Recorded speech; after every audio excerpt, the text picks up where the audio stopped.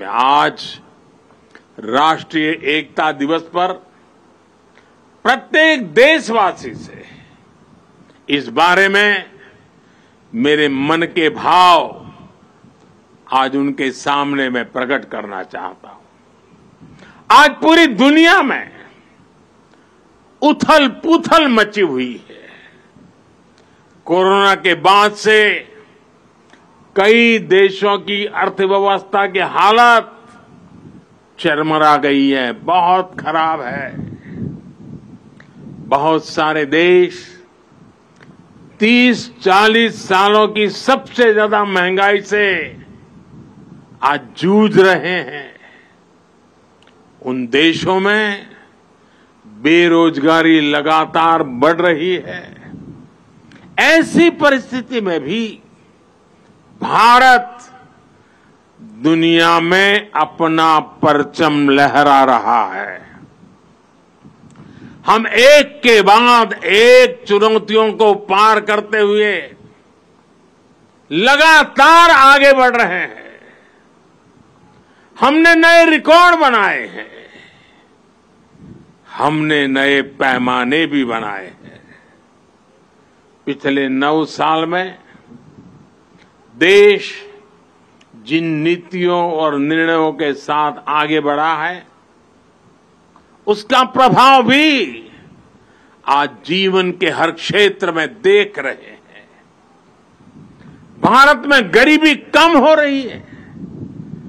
5 वर्ष में 13.5 करोड़ से ज्यादा लोग गरीबी से बाहर आए हैं। हमें विश्वास मिला है कि हम देश से गरीबी को खत्म कर सकते हैं और हमें इसी दिशा में निरंतर आगे बढ़ते ही रहना है। और इसलिए प्रत्येक भारतवासी के लिए ये समय बहुत महत्वपूर्ण है। किसी को भी ऐसा कोई काम नहीं करना है जिससे देश की स्थिरता पर आंच आए। हमारे कदम भटकने से हम लक्ष्य से भी भटक जाएंगे।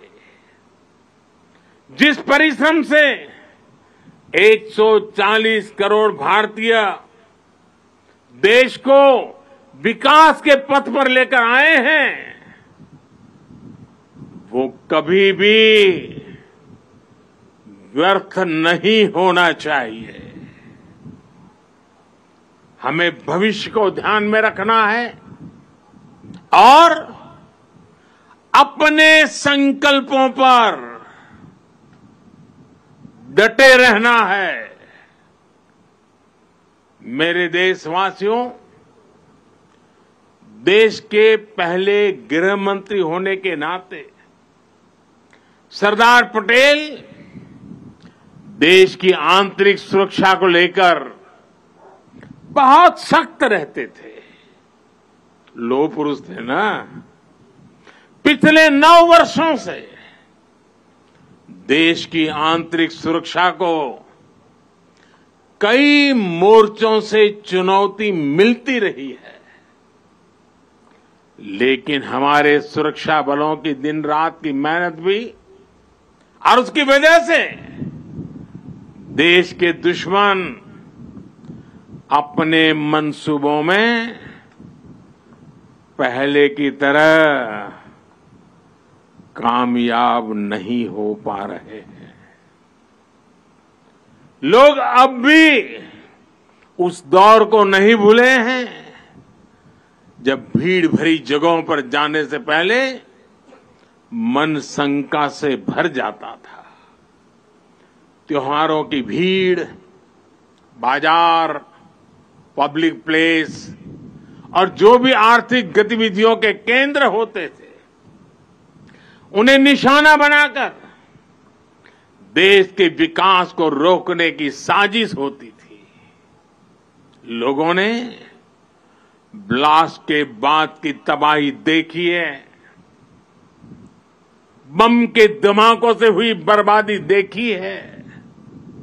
उसके बाद जांच के नाम पर उस समय की सरकारों की सुस्ती भी देखी है। आपको, देश को उस दौर में वापस लौटने नहीं देना है, हमारे सामर्थ्य से उसे रोकते ही रहना है। जो लोग देश की एकता पर हमले कर रहे हैं, हम सभी देशवासियों को उन्हें जानना है, पहचानना है, समझना है और उनसे सतर्क भी रहना है। साथियों, देश की एकता के रास्ते में हमारी विकास यात्रा में सबसे बड़ी रुकावट है तुष्टीकरण की राजनीति। भारत के बीते कई दशक साक्षी हैं कि तुष्टीकरण करने वालों को आतंकवाद, उसकी भयानकता, उसकी विकरालता कभी दिखाई नहीं देता। तुष्टीकरण करने वालों को मानवता के दुश्मनों के साथ खड़े होने में संकोच नहीं हो रहा है। वो आतंकी गतिविधियों की जांच में कोताही करते हैं, वो देश विरोधी तत्वों पर सख्ती करने से बचते हैं। तुष्टीकरण की सोच इतनी खतरनाक है कि वो आतंकियों को बचाने के लिए अदालत तक पहुंच जाती है।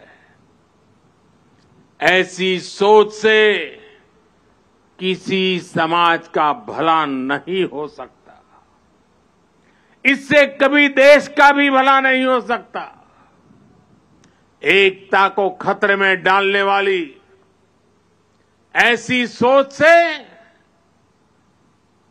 हर पल, हर समय देश के हर कोने में हर देशवासी को सावधान रहना ही है।